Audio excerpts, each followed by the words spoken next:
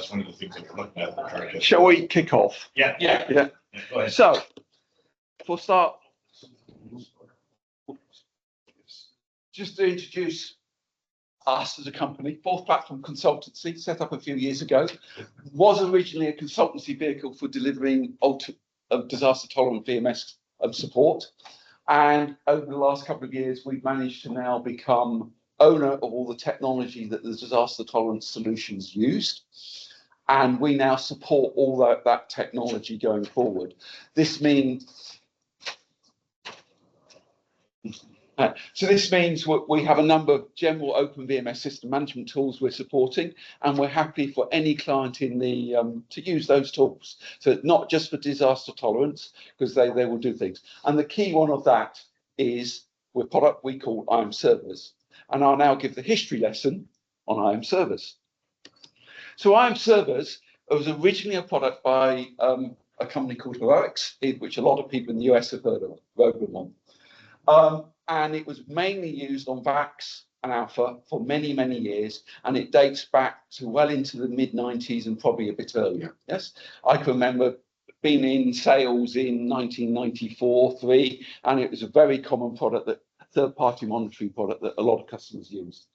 In the mid-noughties, Heroics UK and Heroics US had an argument over product direction, and they split. They both took the source code, but it was agreed that Heroics UK would become a company called Ithian, and they had to rename all the source code, product names, within a year. And out of that comes a product called iAMServers, which stands for Ithian Availability Manager for Servers. That's how we now have a product called iAMServers. And they carried on developing it. They launched it on IA64. Yeah?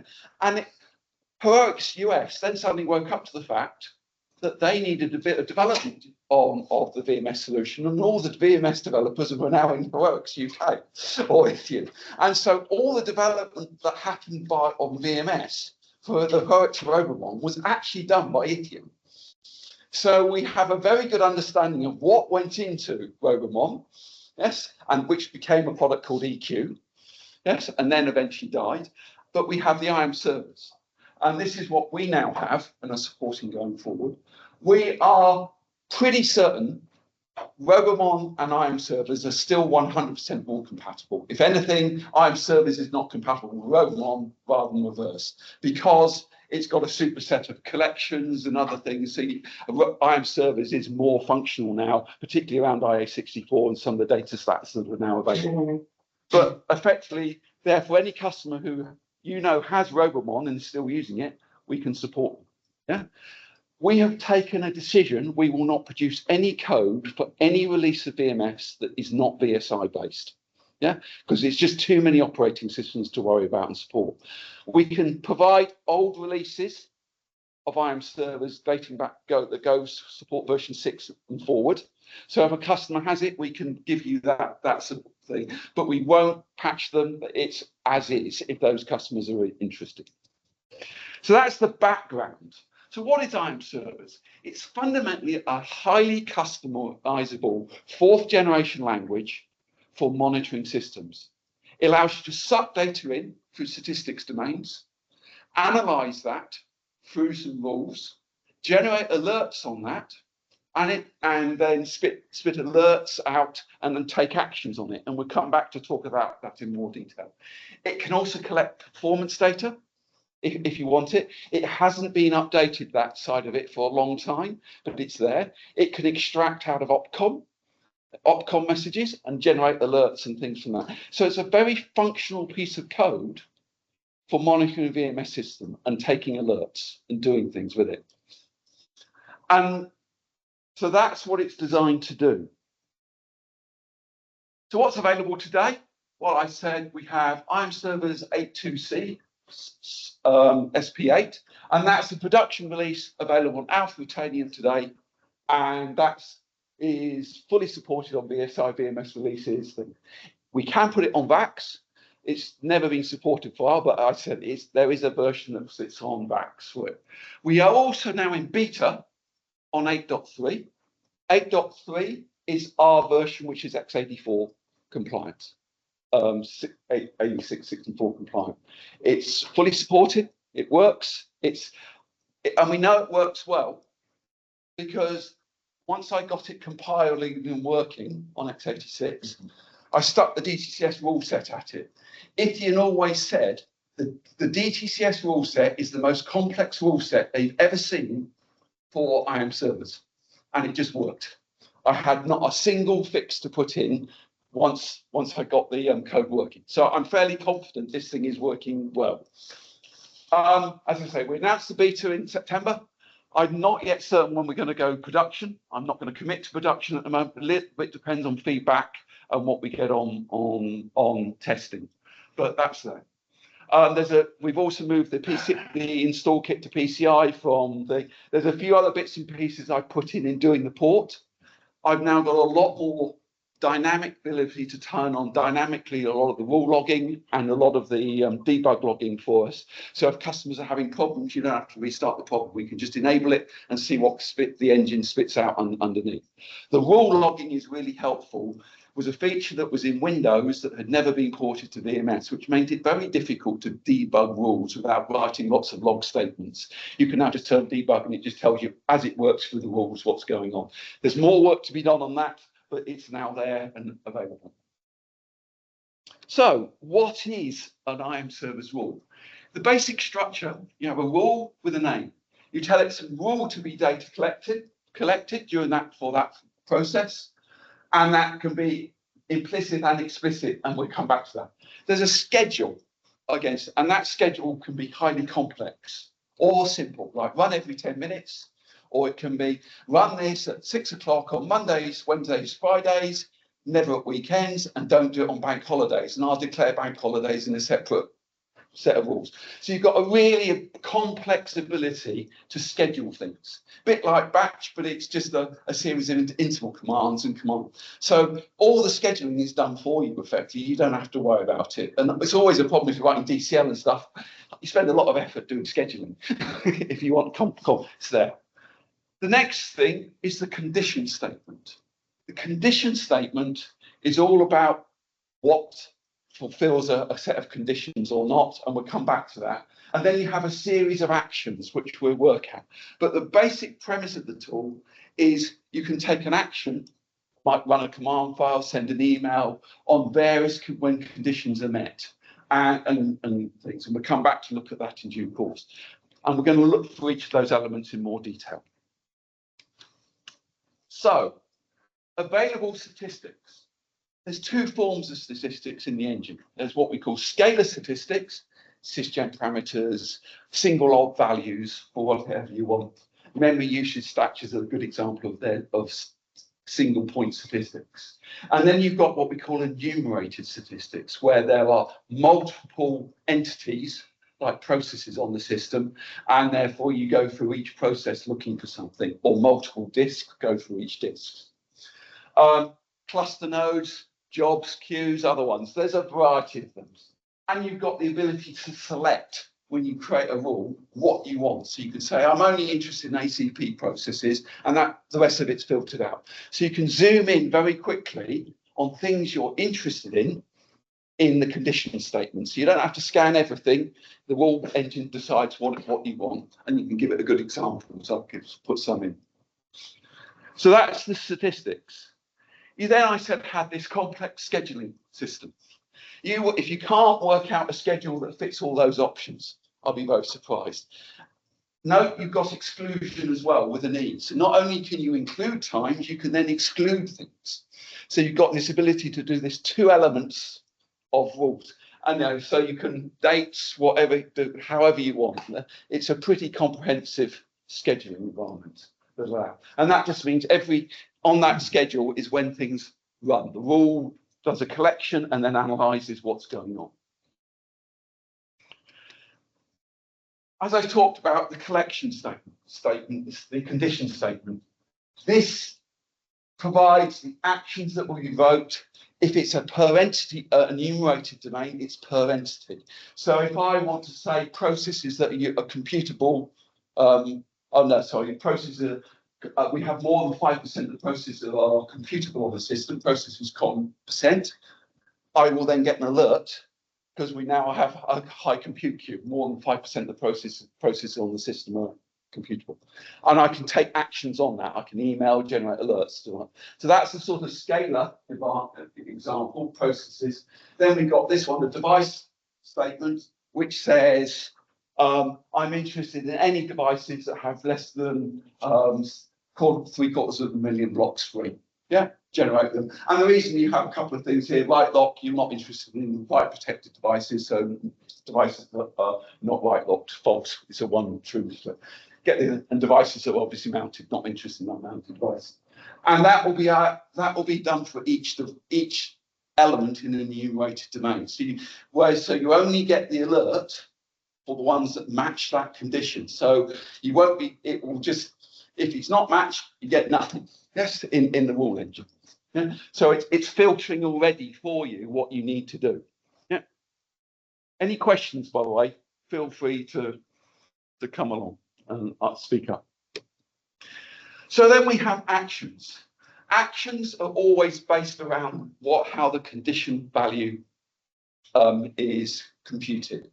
If there is no condition value, it's always true. So you get everything that is selected in your selected statement will come up and the actions will be taken. But if there's a condition, it's true, false, etc. Also, you have this, which is quite unique. You have, when we first detect something, it's new. On the next iteration of the engine, it's now an update to that originally detected event. And then when it goes clear, it becomes a closed event. And you can take different actions for every one of those. So you've got the option true or false, new update to close.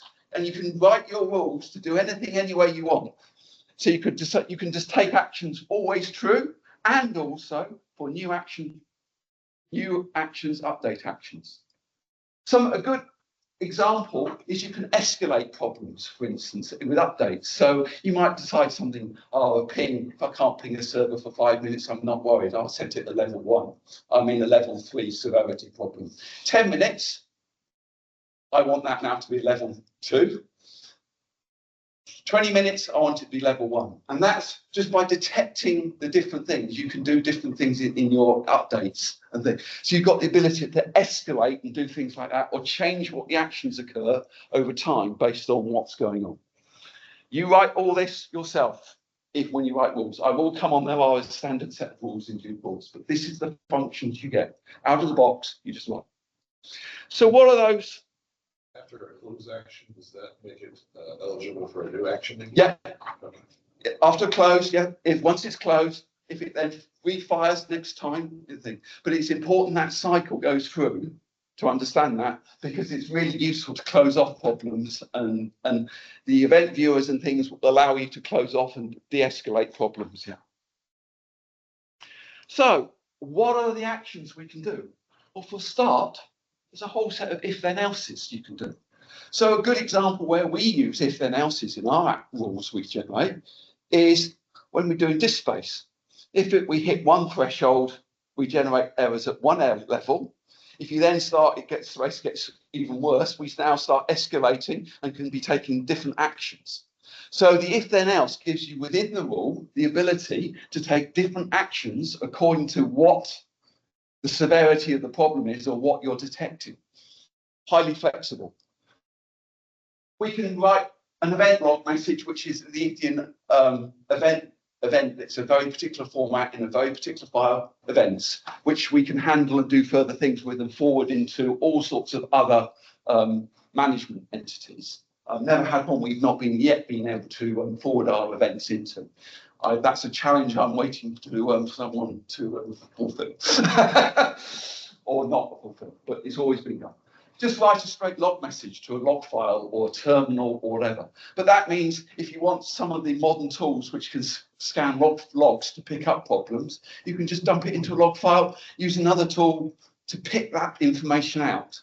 And because you've got things like application ability to write your own statistics domains, you can interface this to an Oracle RDB or to anything else you want, looking at particular things that tool generates the data from, generate it, stick it in elsewhere. Yeah, so it's So, SMS messages, from my core actions perspective, is that in there somewhere? it can be done. It's done slightly differently these days. It's not a core action you do through this. You generate an event, and in our event management architecture, we then have a whole capability of paging. Yeah, and the reason it's been taken out, it was found it clogged up systems too much. Paging can at times, so it's now a completely different separate entity. We've once had a customer who had a backlog of 100,000 messages waiting to be paged. But yeah, I wasn't thinking so much messaging, but more texting, with people, Yeah. This one is, we've got customers who use emails and send them off to an SMS messaging service. A lot of SMS messaging services set to an email, and that you can turn it into. So there's lots of ways of doing it. It's just, what's your favorite way? This will generate what you need to move it on. Yeah. So you've got ability to execute an operating system command, and that then would be like DCL, you can do what the hell you want. So it's highly flexible. I say send opcom messages out. You've also got things like to disable a rule. So you actually say, oh, I no longer want to run this rule because this one's running, or actually activate a rule which will do something more intensive because you think you might be getting a problem, want to really analyze what's going on. So you can trigger another rule. You can change the schedule of the rule. Okay, I don't need to run this rule. And say you can execute another rule, and you can even terminate the rule process if you want. That's just some of the actions that you get. Other actions we get. So I haven't talked about this until now. WorldCommand has a whole set of variables that sit in the background. So when you write rules, you can create your own variables. So I might have a threshold variable that I put in a variable file. So for this system, I want this to be 10%, whereas on another system, it might be 5% in terms of display. And I can therefore increment those variables, check the bounds of them. I can do all sorts of things around those variables. And I will come back and talk about variables in more due course.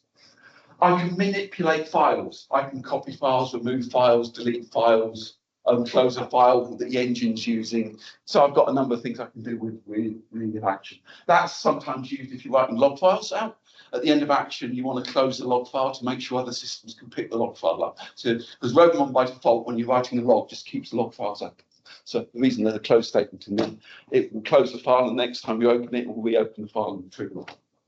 I can send an SNMP track. I can terminate running processes if I want with it. I can even call DECMCC from it. Not that I'm aware, and we are actually going to be retiring that. So I just leave it in there to give a smile. That's the legacy of this product, for those that remember.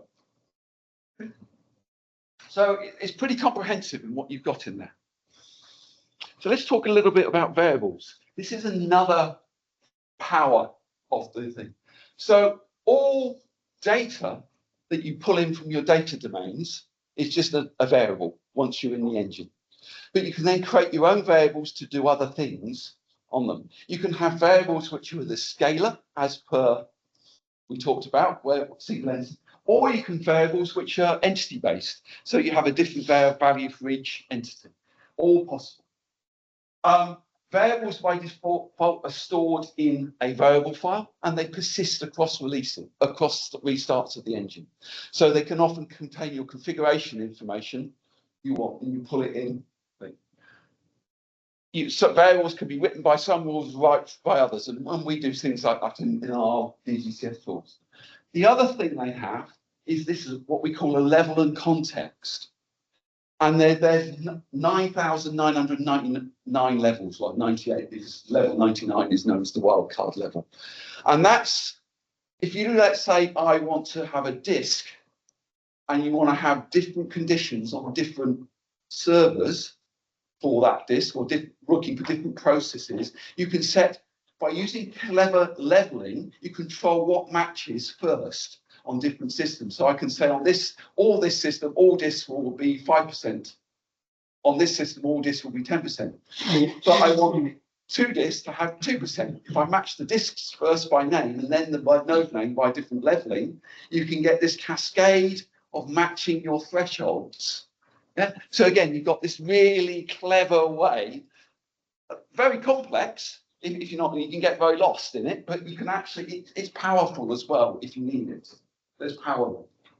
So once you're into the rule code, a variable and a statistic is handled exactly the same way. It's just how the data is sucked in by the rule engine when it starts up. Variables come from a variable file, statistics come on every iteration of the domain, but syntactically they look identical. So the other things you could do with this thing,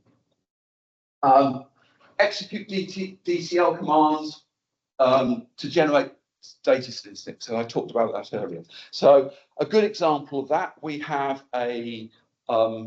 we use the show shadow command in VMS. There's a lot of the data in there is just not available by any other API. We can show shadows to a file, pre-process it with DCL, and thus you get your CSV file, which we suck into Robo. Very easy to do. We process SCAP commands in it. There's all sorts of things you can do. You use logical names in a condition statement. So you could say this logical name set. So you can now signal Robo to do things from externally and force it to take action, but only when an external engine. So if you want to have a rule that runs every minute during a batch job or something, waiting for a flag to run to then do something, you can do that very easily because the Robo logical name will just set and boom. You've got, I can't remember how much, but there's an extraordinary number of functions for formatting, taking string processing, middle bits of strings, end bits of strings, equivalence of $, element in processing. There's all sorts of things in internal functions already written for you just to use, yes, in your rule writing. Yeah? Yeah. Conversion from one format to another, all sorts of things. Next thing you can do, a rule can be written as a macro, or elements of rule written as a macro. So you can reuse rule code you write in one way, write it as a macro, you can reuse it in lots of places. And if you think, why would anyone want to do that? DTCS uses this extensively. Virtually all our rules are written in macros because we run multiple instances, with the only difference being an instance code. So we write the rule and then call the macro with the instance code we want to write it. And it means we support one rule for 50 instances. So it's a really, again, powerful way of writing rules. Finally, which I've mentioned, but I haven't covered before, we've got rule epilogue and prologue actions. So even before the rule engine initiates the thing, you can write, and after initiation, you can write an epilogue. And that's epilogue actions. Perhaps you want to only take action if 3 or 4 things triggered when you're on your search. But if you've got less than it, you're not interested. So that's why I often use epilogue actions. Prologue is often used for initializing variables or something that you want to reset for this scan. So that's the sort of things that's there. How often do you scan? Pardon? How often do you scan through the rules? That's a schedule. Okay. Yeah, the schedule controls how often you run the rules. That's what happens at the beginning and end of the rule when the engine triggers the schedule. Yeah, it's on the schedule. Those.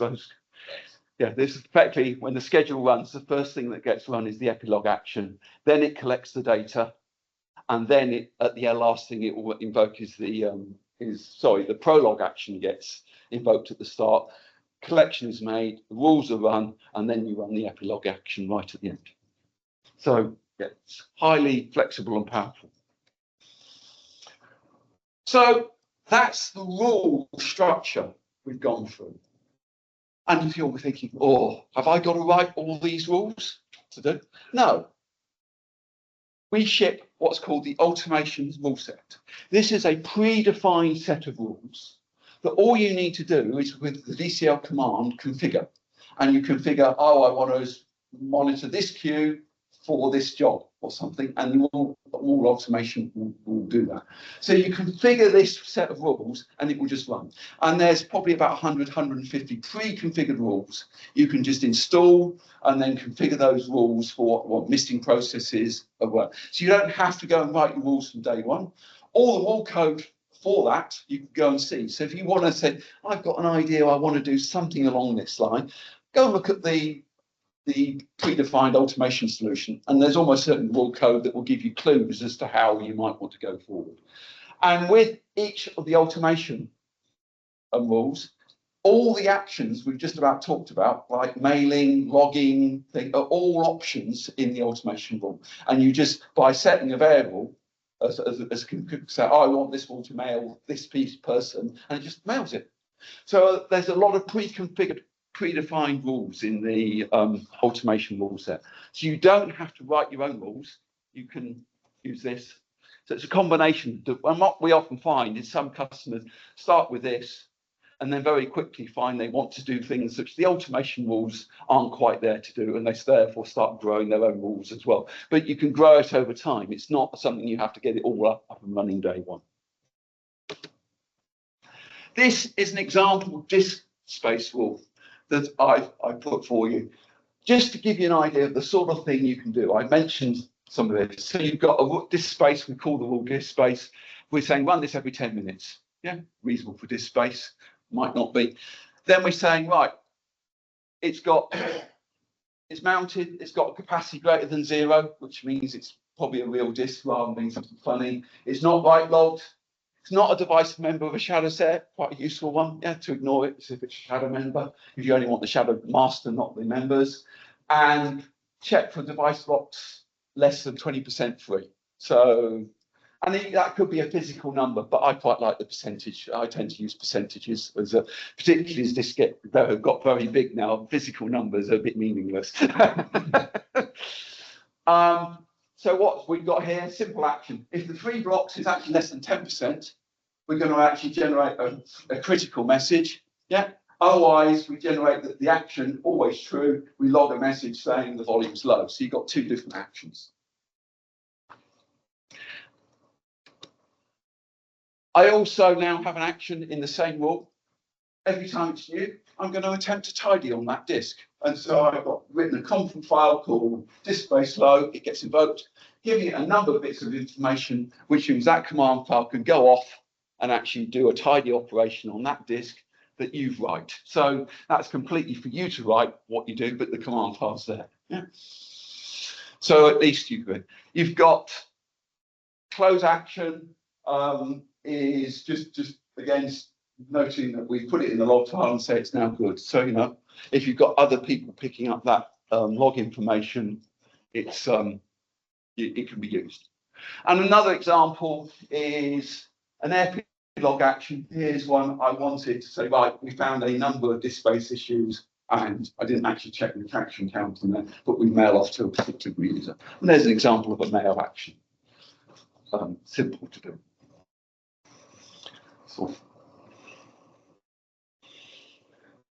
So just, sorry, these slides are out of order actually. Yeah, the automation set, going back to it, that's some of the stuff that's in the automation rule set, the default rules that we ship. So CPU saturation, disk space, file fragmentation, lots of things around files, 0-length files that you might be interested in tidying up, files that have a lot of wasted blocks and always massive amounts of allocation, all sorts of expired, no backup, large directories, page file usage. It's full usage, it's all there. You could just for you to write what you need to do. How do you interpret process looping? I mean, what's your condition there? It's probably the amount of CPU compute time being used. Yeah, it's looking a delta between intervals. So it'll be looking for a very high delta between intervals, and it will generate an alert. It's what you do with it. And I do know systems where those sorts of rules, they have exclusion lists for certain processes because they know when they kick in, they become highly computable for a while, and you can just ignore them. That's fine. It's all possible. Yeah. Yeah, You've also in VMS, you've got the class scheduler too, which allows you to different processes. And that's one thing that's come up in some of our discussions about OS consolidation, where you've got a web and an app and a database that are on the same system, and people in the Windows Linux world will say, what happens if one of those starts to take off on the system, and just like the old mainframes, they have like class. So that's basically iAMServers. We've now got some associated products. But before I move on to talk a little bit about those associated products and what we can do in those, any questions on the core understanding of what iAMServers does as a rule engine? It's kind of just more of a comment, I guess. It's kind of interesting because what we've seen is customers with large environments, they don't want a VMS solution. They don't want a Windows solution. They don't want a Linux solution. They want something where all of the tools and all these different OSs you feed into what they call an operations bridge. And the operation bridge is a automation bridge management center, which takes the events and alerts and then feeds it into their service desk. Huh. Whether it be. Thank you for setting me up for the next slide. Sorry. No, that's fine. So this is an event engine that will generate events. There are a number of associated products that go with RoboMon. And when you use the event option in RoboMon action, those end up being able to be picked up in this product, the event distribution architecture, which is effectively allows us to move window events around operating systems. So we can move them to Windows, Linux, onto other VMS systems. It's a store and forward system and guaranteed receipt at the remote end. So it might take 5 minutes to transmit the event if there's a problem, but it's guaranteed to get there. Historically, we have a number of options in the way we send stuff to. So we've had ITO integration, we can do Tivoli integration, we've done integrations. I haven't put this one down, but we put it into Windows event log stuff. TNG, some of those are quite old, as I said, but Pages is one you said. Yeah, it's paging out. Typically, Pages are now getting very old, but SMS and email to SMS supports email. So this is a way we can transfer actions off. And sometimes what we do is we transfer the events onto a Windows box or something and then roll those into some other thing. So there's an option here around how you take the events out of it. And DCS uses this extensively, this architecture, to move its events around. So that's one of the associated products. The second associated product is iAMConsoles. If you're an availability manager for consoles, we have the ability to pick up VMS consoles over Telnet and SSH, or not just any device sat on Telnet SSH, and we can run scripts when we connect to the device. So a good example, we have on an integrity console, we can log in via SSH, run a script and connect actually to the console. So we've got the ability to connect to anything. We already have scripts that work to allow an x86 server on a KVM server to access that console. So we've got lots of things already there. All the events that the consoles produces go into EDA. Yeah, can be picked up straight into EDA. That means we can then extract them and do something else with them. It's got a security model that fully integrates with Active Directory. It runs on Windows, I should say this. For those that, and there's a little aside on this, iAMConsoles was written by a guy called Phil Baxter. If you go and look at source code of Polycenter Console Manager, guess who wrote Polycenter Console Manager mainly? Phil Baxter. So this is Phil Baxter's second attempt at a console manager. So it's got a number of features and things over and above Polycenter Console Manager because you learn from it. One of the things it can do is it can also take syslog output. So we can take syslogs from anywhere and process it, and it's happy to do syslog output as well.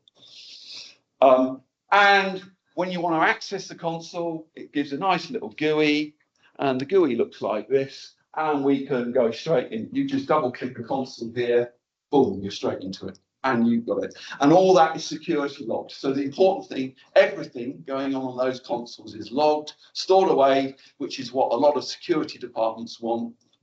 The Active Directory integration is really good because we have banks that have used this that didn't want any system manager having any access in normal access thing to view to write to consoles. They didn't want them going in and reading the consoles.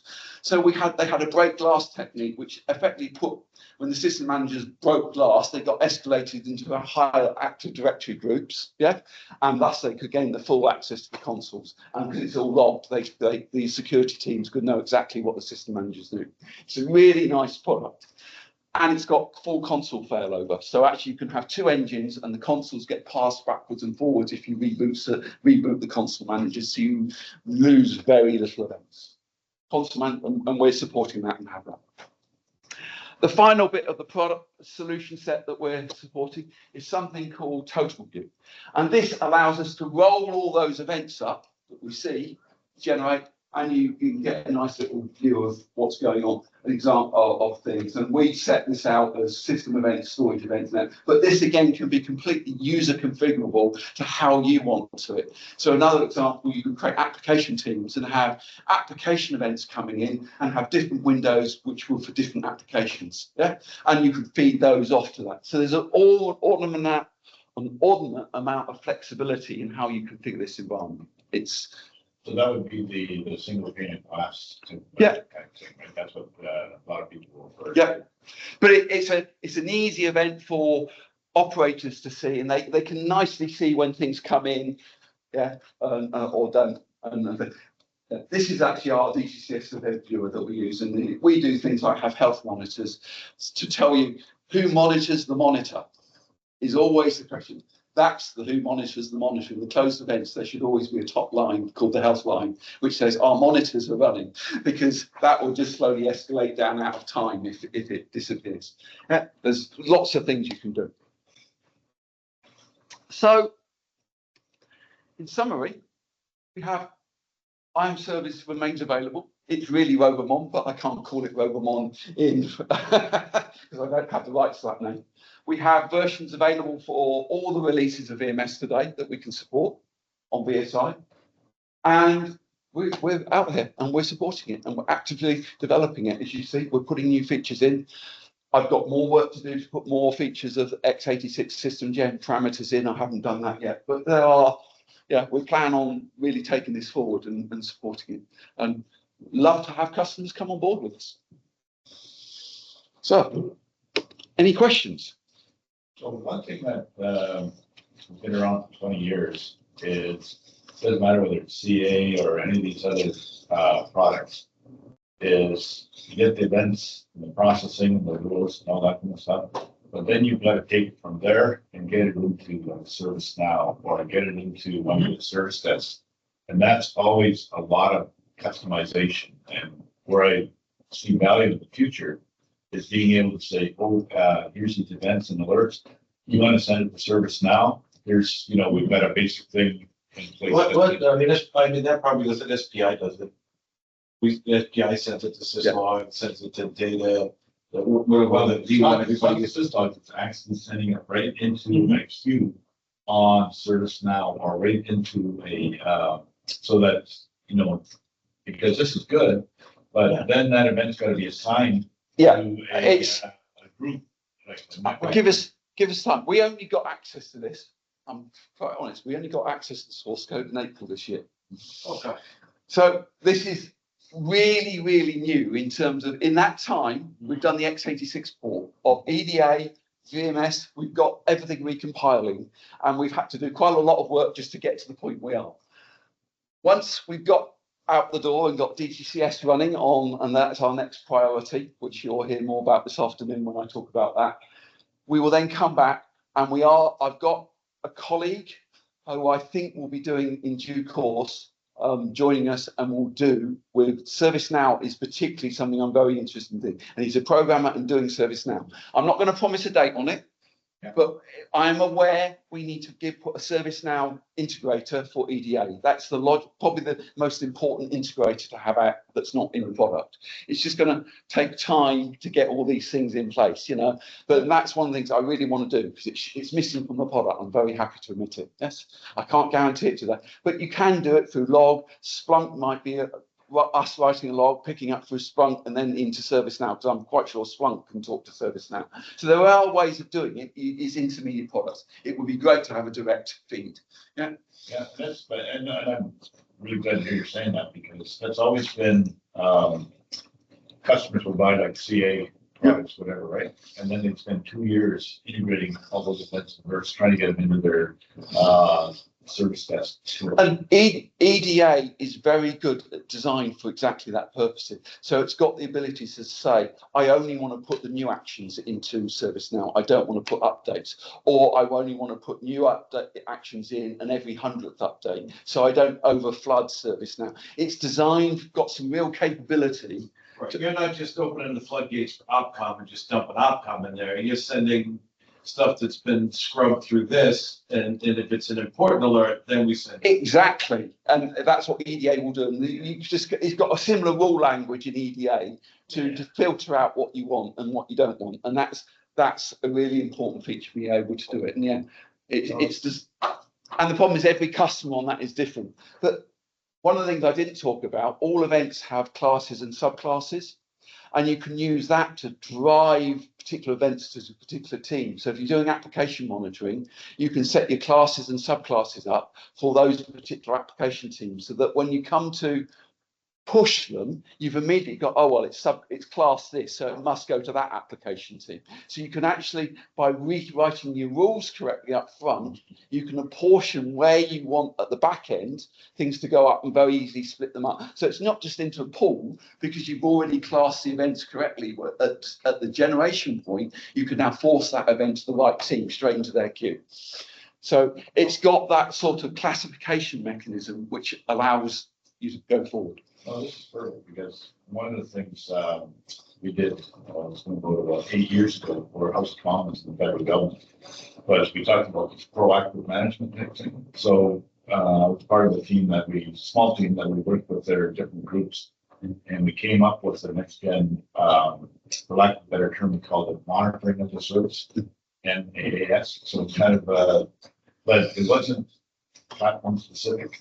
But it talked about having the different platforms down here feeding events and alerts into an operations bridge. And then the operations bridge had the link into their service desk. I feel like they were running it back. But that would feed into the different queues, on the proper queues and things, right? So it was more of a logical view of how a next gen monitoring as a service would work, with multi-platform events going into the, you call it the scrubbing service, and that's the operations bridge, which has all the smart scrub things and throw up stuff that's not. Okay. That's good. Well, thank you everyone for listening. What's the status of the one that's a common? No, it's not sold. Heroics have stopped selling Roadmon. The follow-on product called EQ, they've stopped selling. If you go to Roadmon product site, there's nothing on it. So you can't get Roadmon today, but you can buy us this, which is the equivalent. The only difference between the two command products is the command line verb. And if you wanted a Roadmon command line, because it's that important to you, I could probably mod the CLD to give you the command Roadmon. Yeah. I was just curious that, so you basically don't have competition. No, there's no. Yeah. And Ithian, the agreement with Ithian, they're not interested in competing in the OpenVMS market. They're not. So yeah, it's me or the company for So, maybe a sensitive subject, but is it possible for lab type stuff, if we wanted to talk to you and say, hey, we want to put it in a little lab, play with it a little bit? Yeah. Learn it, whatever, that type of thing. Yeah, and, absolutely. I've got no problem doing some form of agreeing licensing for labs. One thing I didn't say, should do, which for integration partners is interesting, is that all the rules compiled into binary format, which means you can ship the customer, rather than the rule files, your binary files that are generated, which means you can keep your intellectual property of your rule files secret. So actually for partners, this is a really good solution, because it means no one is aware of the effort you put in to make rules. Yes, the command procedure and things are exposed, but the actual rules, they can't see in what they're doing. Yeah, you can ship a binary version off to real time. That's what we do on DCS. We only ship the binary versions. We don't ship our raw code to clients. And so you're probably actively looking for world one customers that could use this as an platform for. Yeah. We are, yeah, and I'm very open to all sorts of agreements. At the end of the day, I want support. That's really what I want of new clients is long-term support agreements. That's what will fund the company to drive this forward. Yes, license revenue is great. I've got options on that to talk to clients on what they pay. It's support revenues I'm much more interested in. I'll be quite honest. One of the things I see a lot is SolarWinds everywhere. Would this integrate to SolarWinds through like maybe the SNMP? Probably. There is actually an SNMP track function in there. So I saw that. yeah, so you can do it. I've never tried that, but Yeah. I'm not particularly into SolarWinds, but yes. Right. I mean, a lot of times you don't see it in the OpenVMS areas, but the giant sites Yeah. with all this other stuff, it's like, a lot of times VMS isn't driving what they're using. It's something else. So, And it's good news, bad news. Like Right. it's like, and this is just an FYI. One of the things I've seen about state actors and things like that, they're not necessarily attacking the OSs and customers, they're attacking the third-party providers. Like SolarWinds was a massive attack because we got some malicious code into SolarWinds. And of course, the patches, everybody downloads the patches, for their latest updates and all that kind of stuff.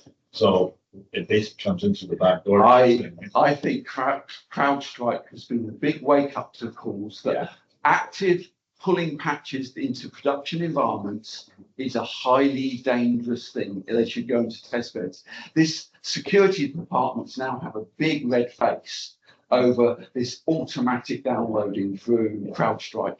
Yeah. Although I don't know any customer that I have that uses CrowdStrike that stopped using it. They're still using it.